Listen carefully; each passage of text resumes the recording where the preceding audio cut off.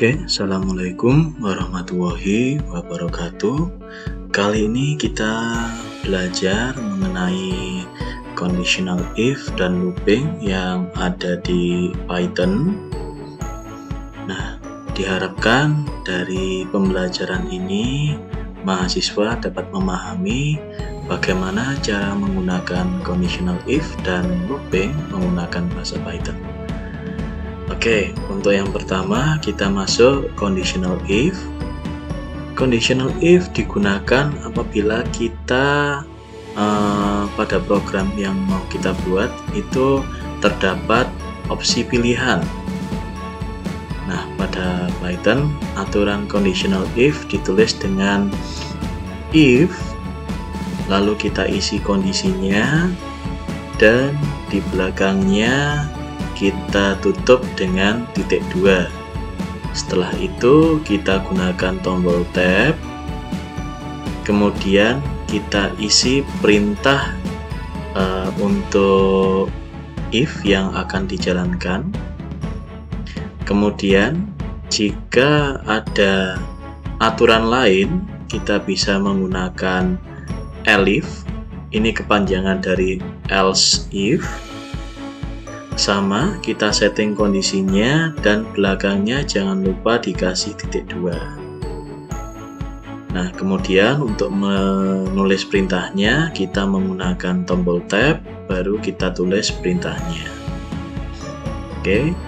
Dan untuk penutup, misalnya ada else atau selain yang ada dalam kondisi sebelumnya, baik itu dalam if maupun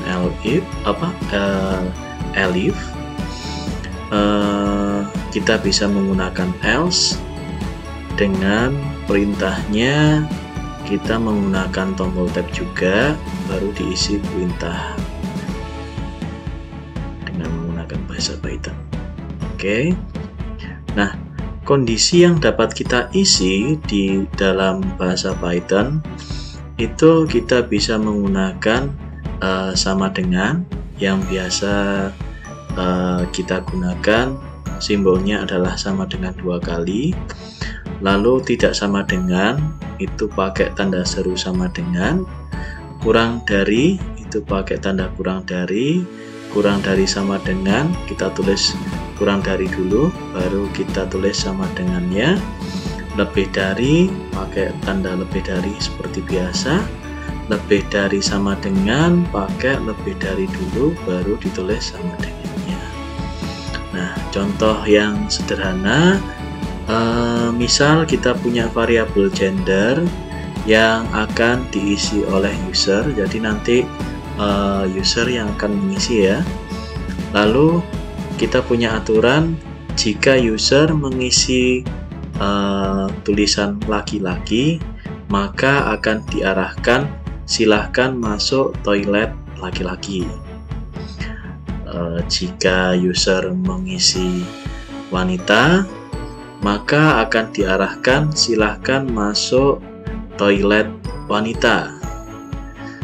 Sementara jika tidak diisi kedua hal tersebut, yaitu laki-laki bukan diisi laki-laki ataupun bukan diisi wanita, maka akan muncul tulisan Anda salah memilih gender.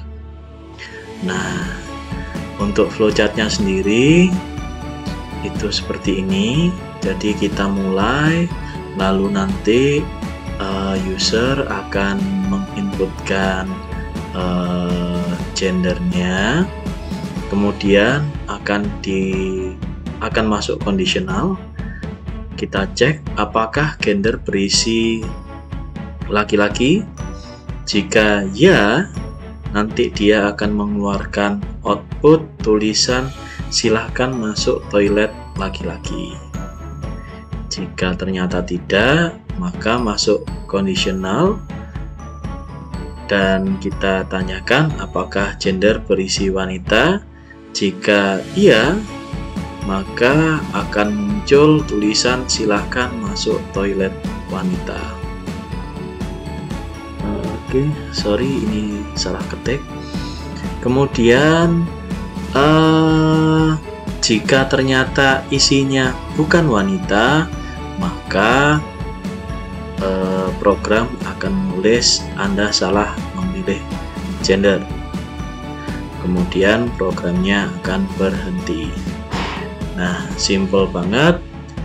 Jadi untuk menulis input, jadi yang bagian ini kita tulis perintah seperti ini. Jadi kita buat variabel gender, terus kita tulis sama dengan input.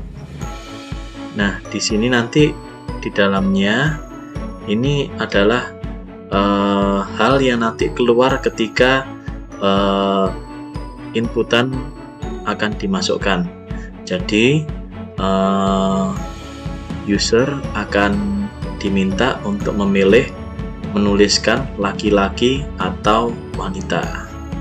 Jadi seperti ini cara membuat inputan. Kemudian kita gunakan conditional. Tadi aturannya jika gender, ya kondisinya gender sama dengan laki-laki, maka akan ditulis silahkan masuk toilet laki-laki. Oke, kondisi berikutnya jika ini tidak memenuhi, kita cek lagi pakai elif. Kondisinya seperti apa? Kita masukkan kondisinya jika isinya adalah wanita, maka nanti kalau isinya adalah wanita, maka perintah yang akan kita keluarkan adalah silahkan masuk toilet wanita dengan menggunakan perintah print ya. Kemudian yang terakhir, jika bukan laki-laki maupun wanita, jadi kita pakai else di sini, maka akan menampilkan Anda salah memilih gender. Oke, ini kita eksekusi. Jadi contohnya seperti ini. Kalau dieksekusi laki-laki atau wanita, nanti akan keluar output seperti input seperti ini. Kita user disuruh memasukkan, misalnya kita tulis laki-laki. Oke, seperti ini. Maka silahkan masuk toilet laki-laki. Oke, kita ulangi lagi. Misalnya kita masukkan wanita. Silahkan masuk toilet wanita. Sedangkan kalau kita tulis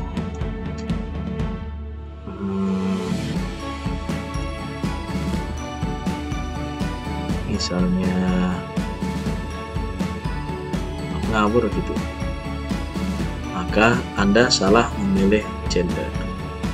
Oke, simple sekali untuk if dari contoh 1.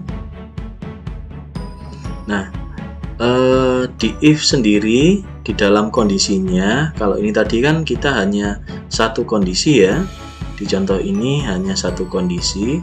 Nah, kita sebenarnya bisa memasukkan misalnya aturan or. Jadi ada dua kondisi di mana salah satu saja memenuhi, maka dia akan dijalankan.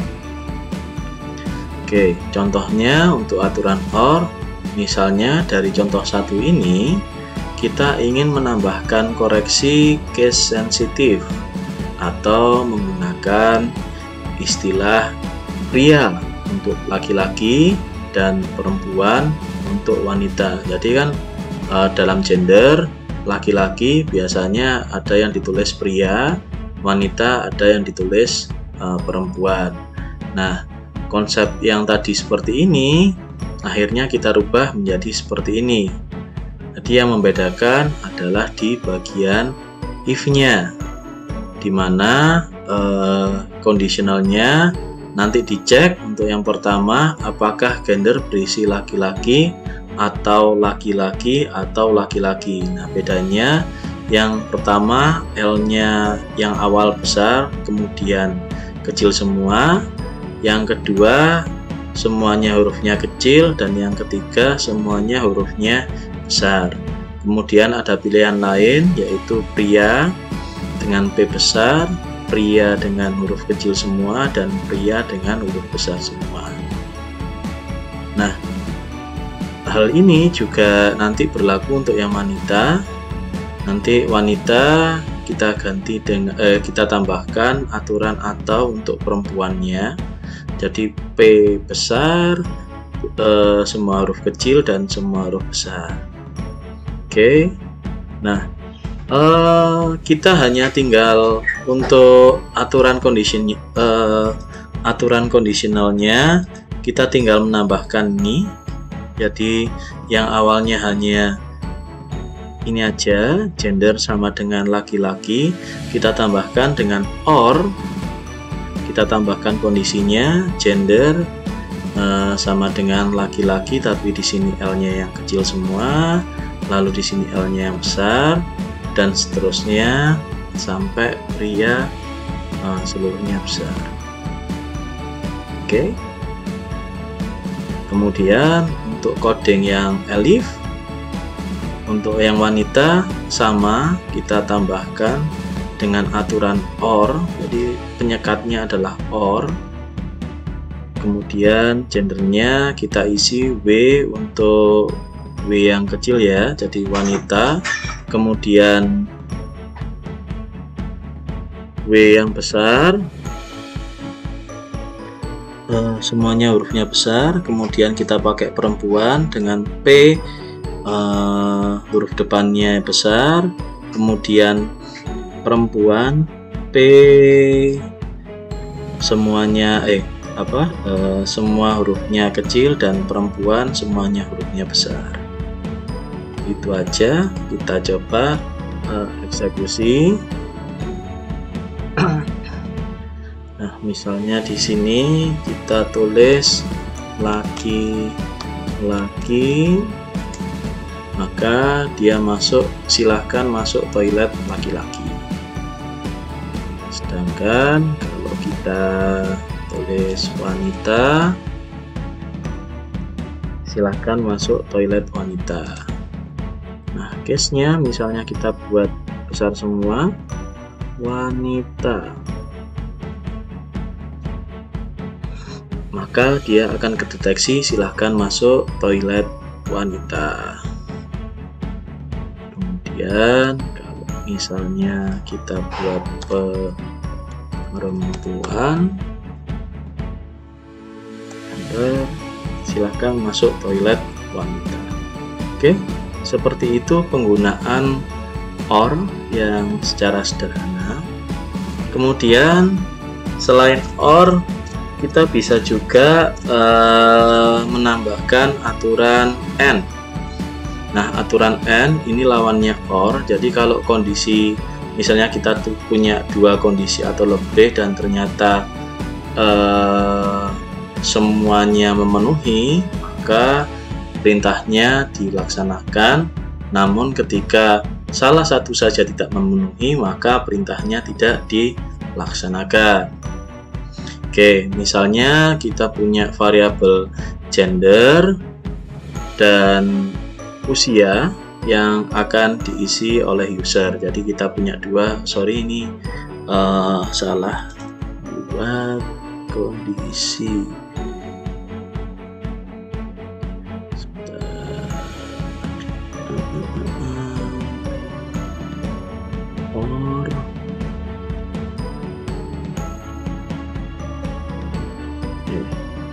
Usia.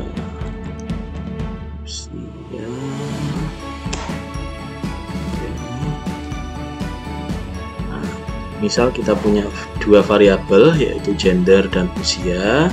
Jika user mengisi laki-laki untuk variabel gender dan mengisi di atas 30 untuk variabel usia, maka akan keluar hasil Anda memenuhi persyaratan administrasi.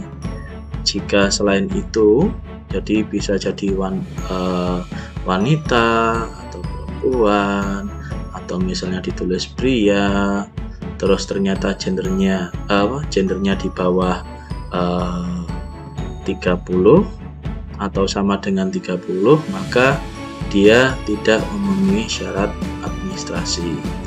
Oke, bentuk flowchartnya seperti ini.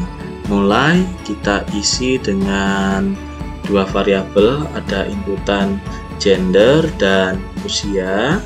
Setelah itu akan ditanya, kita cek masuk kondisional ya, apakah gender berisi laki-laki dan usia lebih dari 30. Jika memenuhi kedua syarat ini, maka akan dicetak Anda memenuhi persyaratan administrasi. Sedangkan jika tidak memenuhi dua syarat ini, maka Anda tidak memenuhi persyaratan administrasi. Oke, sehingga untuk menuliskannya itu sangat mudah. Jadi kita buat dua variabel dulu, dua inputan. Yang pertama untuk gender, kita buat input, kita tanyakan laki-laki atau wanita. Kemudian masuk ke variabel usia. Nah, di sini khusus usia karena di sini adalah angka, maka sebelum inputan nanti kita ubah menjadi integer. Jadi di depannya itu kita tulis int, sehingga nanti hasil variabel usia itu bentuknya adalah integer, bukan string. Oke, kita tanyakan berapa usia kamu, diisi dalam tahun. Kemudian kita masukkan kondisionalnya, if kondisinya gender sama dengan laki-laki, sama dengan tadi pakai sama dengan 2 ya, dan kita pakai n, kemudian usianya lebih dari 30, pakai penutupnya jangan lupa titik 2, baru kita tulis perintahnya apa. Di sini perintahnya adalah kita cetak Anda memenuhi persyaratan administrasi. Selain itu, jadi misalnya tidak memenuhi dua syarat ini, maka dia akan mengeluarkan perintah Anda tidak memenuhi syarat administrasi. Oke, langsung saja kita eksekusi. Laki-laki atau wanita? Misalnya wanita.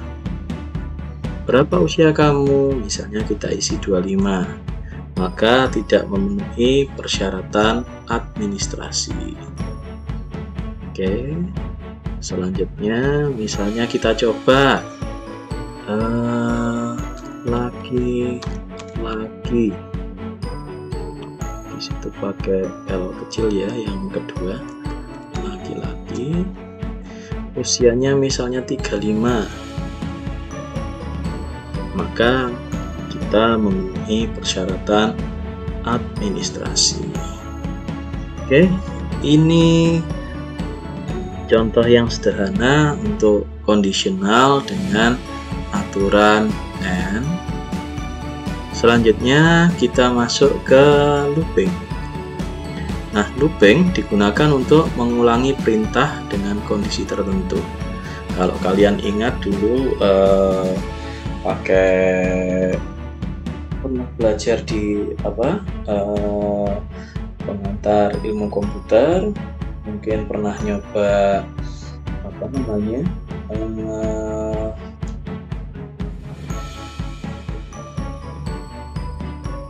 rapid coding. Nah, di situ kita dijelaskan bahwa kita daripada menulis perintah berkali-kali dengan perintah yang sama, maka lebih enak kalau kita memanfaatkan looping. Nah, contohnya perintah yang berkali-kali seperti apa?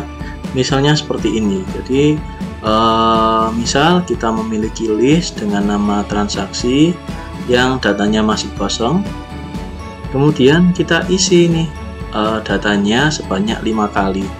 Nah kan kalau kita buat programnya, cara paling simpel ya kita buat list dengan nama transaksi yang masih kosongan, kemudian kita tambahkan data yang pertama, kita tambahkan data yang kedua, kita tambahkan data yang ketiga, kita tambahkan data yang keempat, dan kita tambahkan data yang kelima, baru cetak transaksi. Nah di sini kan sebenarnya ini diulang sebanyak 5 kali ya.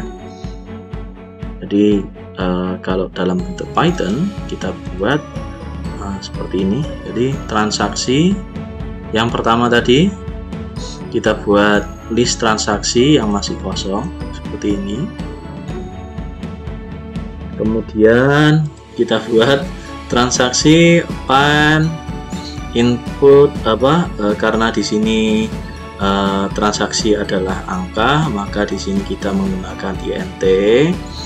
Jadi kita isi nih list yang tadinya awalnya kosong dengan perintah append, lalu kita konversi hasil inputan yang nanti bentuknya string kita rubah menjadi integer. Jadi langsung satu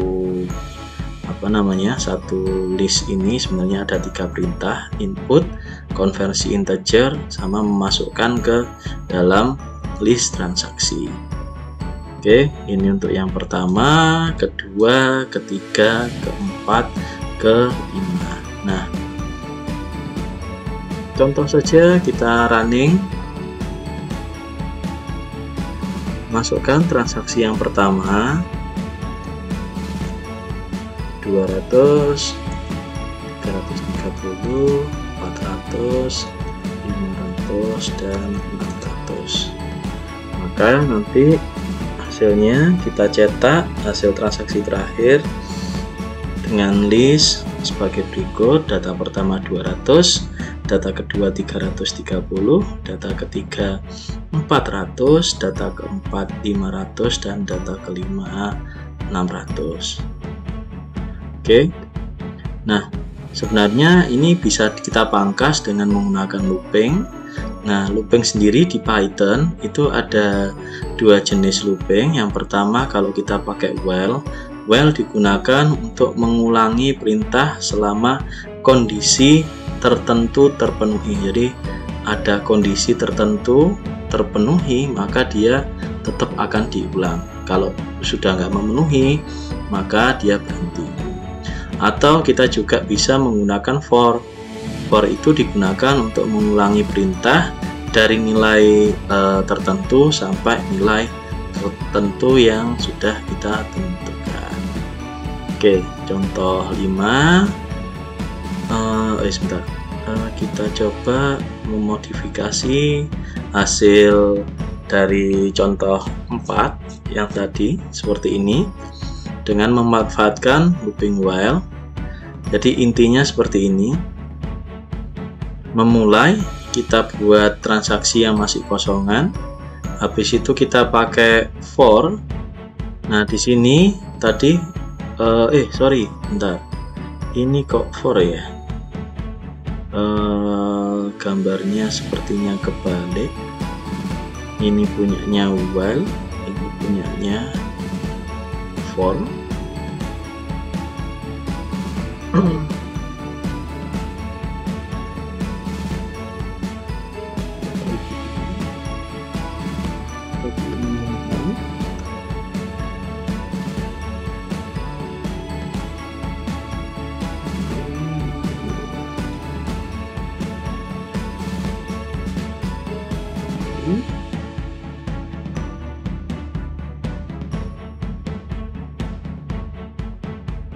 Ini yang while.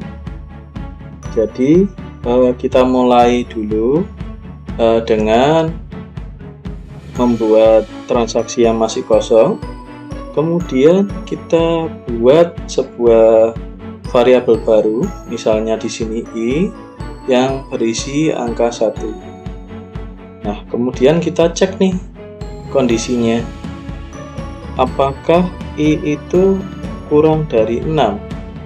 Kalau dia masih memenuhi kondisi ini, ya maka kita masuk ke ini nih, tambah data transaksi ke I. Jadi karena di sini adalah I-nya yang pertama kali kita isi 1, maka kita tambahkan data transaksi ke 1.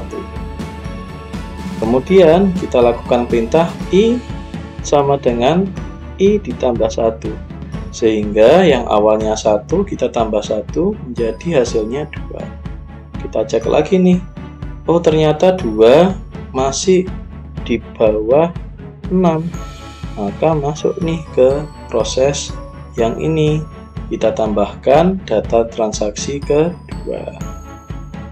Demikian seterusnya sampai nanti dia I-nya menjadi 6. Ketika I-nya menjadi 6, kita cek kondisinya, 6 kurang dari 6, oh ternyata tidak, maka dia akan mengarah ke bawah, sehingga ketika I-nya menjadi 6, maka dia tidak menambah data transaksi ke-6, tapi kita akan cetak transaksinya. Oke. Nah, tadi yang sepanjang ini, apalagi kalau misalnya sampai 10 kali, maka di sini akan semakin panjang nih. Nah, kalau kita pakai while, maka coding yang tadi seperti ini kita buat lebih sederhana lagi. Kita buat transaksi dulu, kemudian kita tetapkan I sama dengan 1 seperti yang ini tadi. Kemudian while I kurang dari 6. Jadi ini kondisinya, kita pakai while, kondisinya seperti apa, terus kita kasih titik 2. Jadi kalau dia memenuhi kondisi ini, maka kita akan merunning 2 program ini. Jadi kita buat inputan transaksi, append konversi dari integer to string, untuk inputan masukkan transaksi ke, nah ini. Jadi kita bisa membuat seperti ini juga, masukkan transaksi ke, nah di sini kita pakai kurung kurawal ya. Nah terus kita masukkan isinya nanti ini apa, nah kita buat format I. Jadi kalau I-nya nanti di sini masih 1, maka yang keluar adalah masukkan transaksi ke 1. Oke, lalu nanti masuk ke proses ini. Nah di sini sebenarnya saya pakai bahasa lain dari I sama dengan I plus 1, jadi bisa ditulis juga dengan I plus sama dengan 1. Oke, sehingga ketika tadi 1 terus dilakukan program ini, kemudian kita hitung nih, I sama dengan 1 ditambah 1, hasil I yang baru adalah 2, dan seterusnya nanti ini diulang sampai I-nya sama dengan 6, dan ternyata nanti nggak masuk kondisi ini, maka perintah ini tidak dijalankan dan kita akhirnya masuk ke sini, print transaksi. Langsung saja kita coba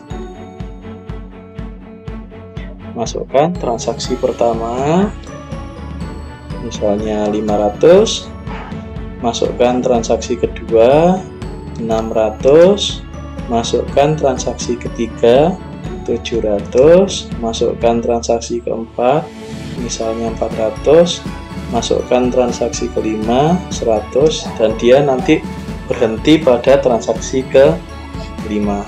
Jadi ketika I-nya jadi 6, dia akan berhenti, dia tidak memproses lagi coding ini, dan dia akan masuk ke mencetak transaksi, jadi yang bawah ini. Oke, ini untuk yang while. Oke, kita masuk sekarang yang for. Nah, kalau for prinsipnya sama saja, tapi kalau while tadi kan selama kondisi ini memenuhi. Kalau for, kita nanti nulis nih dari berapa sampai berapanya. Nah, misalnya kita buat transaksi baru for i dari 1 sampai 6. Nah, di Python di sini untuk yang akhirnya itu nanti tidak dieksekusi. Jadi misalnya kita tulis dari for i sama dengan 1 to 6, itu yang akan dieksekusi adalah 1 sampai 5. Jadi di sini tandanya 1 kurang dari sama dengan i kurang dari 6. Jadi yang terakhir ini tidak dieksekusi ya. Jadi nanti dia akan mengeksekusi dari 1 sampai 5 saja. Ketika sampai di yang ke-6, dia tidak akan dieksekusi. Oke, dari sini paham? Oke, jadi ketika dia 1, maka tambah data transaksi ke 1. Kemudian i meningkat 1, jadi yang awalnya 1 menjadi 2. 2 akan diproses ke sini, tambah data transaksi kedua, dan seterusnya. Dia akan meningkat lagi menjadi 3 karena masih masuk rentan ini. Dia akan masuk ke proses yang ini, tambah data transaksi ketiga, dan dia akan meningkat menjadi 4, masuk lagi pemenuhan syarat ini, dan ternyata masuk 4, masih di antara 1 sampai 6, tapi di sini kurang dari 6 ya. Oke, maka dia akan tambah data keempat. Ketika dia sudah menambahkan data keempat, dia akan ditingkatkan lagi menjadi 5. Dia proses lagi di sini, dia akan menjadi 6, dan ketika 6 dia tidak akan diproses dan akan dicetak transaksi. Oke, sehingga codingannya juga akan semakin simpel daripada yang ini. Kalau di sini ada 5 baris, ada 6 baris.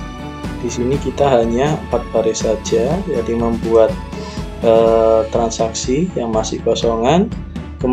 Kemudian kita tulis nih for i. Nah, di sini kalau rentangnya 1 sampai 6, cara nulisnya kalau pakai Python itu for i in range dari 1 sampai, nah misalnya kita jalankan sampai 5, berarti kita lebihkan 1. 5 ditambah 1, 6. Karena nanti dia akan berhenti di perintah ini, nanti dieksekusi n-1. Oke. Kalau dia memenuhi 1, 2, 3, 4, 5, dia akan tetap dijalankan perintah ini. Selanjutnya ketika sudah menjadi 6, dia akan berhenti dan masuk ke perintah print transaksi. Oke, kita coba saja. Masukkan transaksi, kita atur aja 900, 200, 300, 400, 500, dan setelah itu dia akan mencetak transaksinya. Oke, dari sini untuk looping menggunakan while dan for. Nah, selanjutnya kita akan coba mainan quiz nih. Jadi silahkan kalian bentuk kelompok, buat program database honor penelitian dengan syarat mengandung beberapa list dengan nama listnya tadi ada nama, ada golongan, ada NPWP, ada honor, dan ada pajak.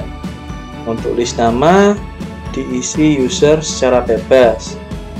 Kemudian pada list golongan nanti user akan memilih opsi 1, 2, 3, 4, dan tanpa golongan, kita buat strip aja di sini.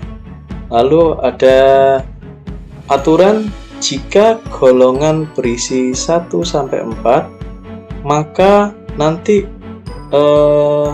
list NPWP di sini akan terisi otomatis dengan ada. Oke.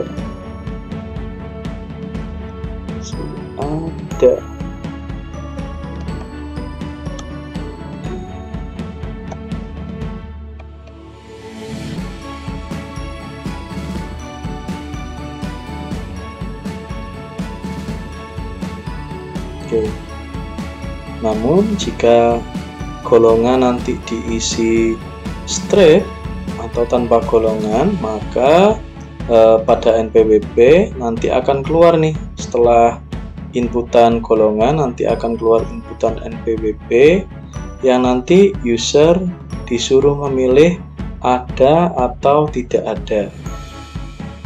Selanjutnya ada list honor.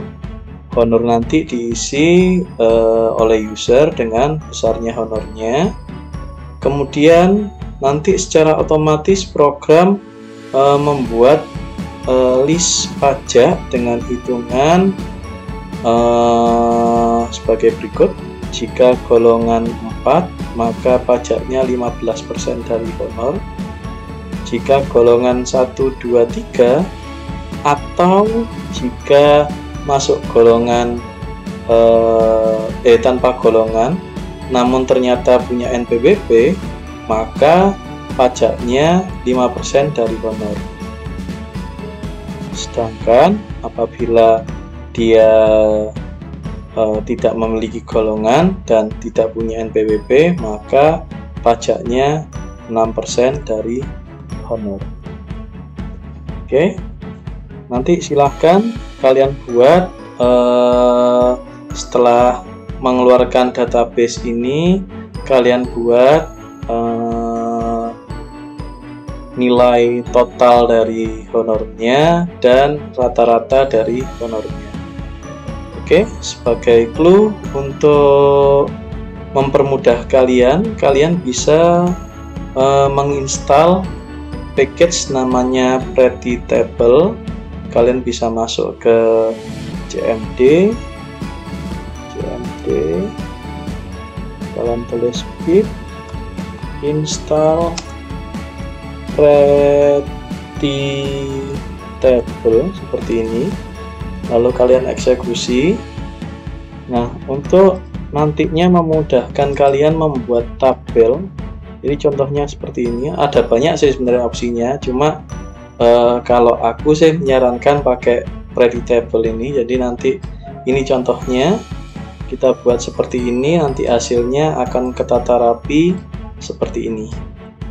Oke, nah contoh program kuisnya nanti seperti apa, contohnya seperti ini. Ini aku hide aja codingannya, jadi kalian kerjakan dulu, nanti kalau sudah baru aku share.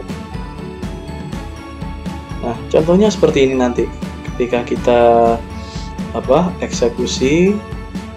Pertama kali dia akan mengeluarkan data, karena ini baru pertama maka ini masih kosongan, bentuknya seperti ini. Lalu kita akan ditanya apakah ingin memasukkan data baru. Misalnya aku tulis ya, maka kita disuguhkan dengan inputan nama. Kita tulis misalnya aku pakai angka, lalu misalnya golongannya aku pilih misalnya golongan 4,